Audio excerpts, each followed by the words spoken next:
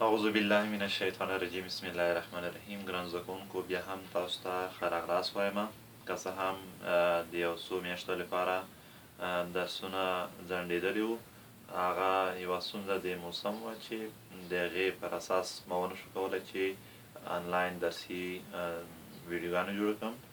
معلنان څخه وروسته بیا هم دغسې یوه موقع په لاس راغلې ده چې خپلو درسونو ته ادامه ورکړم. نو تاسو دې خبر وئ چې له نن څخه وروسته به ویډیويي درسونه جوړیږي. نو تاسې راسره مل اوسئ انشاءالله چې په منظم شکل به د ټولو درسونو شاهد وئ. هیله ده چې تاسې په دغه برخه کې خپل ملګري او هر څوک چې تاسو سره رابطه لري هم خبر کړئ، تر څو له دې زرین موقع څخه برخمن شي. د توجه مننه.